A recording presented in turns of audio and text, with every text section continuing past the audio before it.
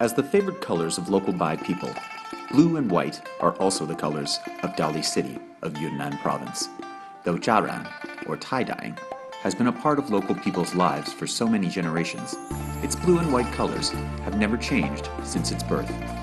As early as over 1,000 years ago, the ancestors of Bai people have learned the techniques of tie-dyeing. Their techniques matured during the East Han Dynasty, and their tie-dyeing handicraft products were collected by the royal court of the Tang Dynasty as tributes.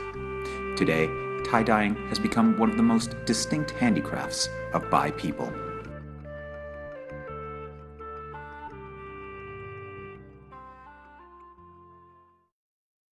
Jiaran is a unique and traditional tie-dyeing technique. The secret of Jiaran is to restrict the dye from reaching certain areas of the cloth. There are over 100 tie-dye patterns popular among the Bai people, and each of them is unique indeed. Generally speaking, local craftsmen are pretty liberal with the stitches and the dyeing degrees of specific pieces.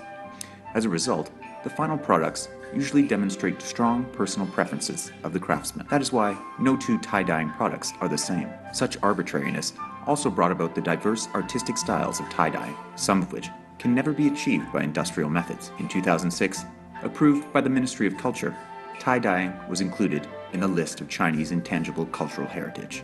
Handmade tie-dyeing is a long process.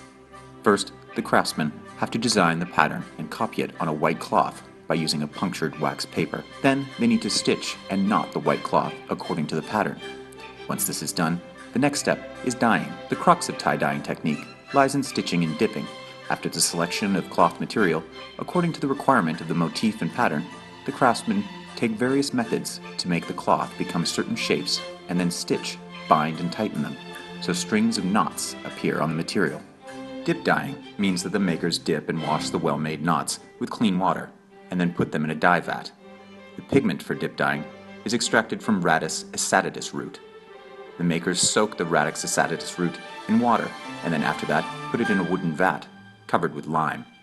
After a certain period of time, it is taken out and air-dried, and then the cloth is put in the dye vat again, and the procedure aforementioned should be repeated for several times. After each time, the cloth will become more blue. When the cloth is sufficiently dip-dyed, makers will wash away the remnant pigment with clean water. The knots will be untied and evened out after the cloth is thoroughly dried.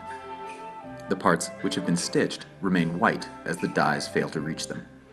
People call them flowers. The remnant part becomes a background of indigo and is called earth, Di.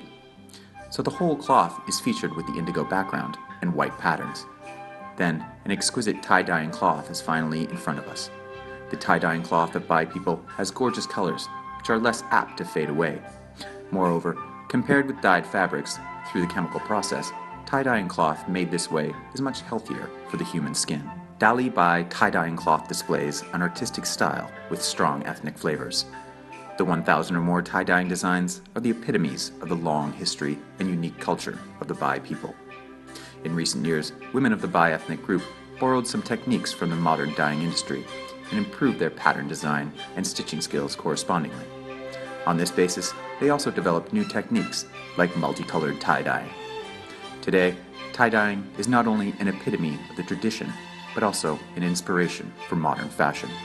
For many people, tie-dyeing has become the most special and famous symbol of Dali City and the traditional art of the Bai people.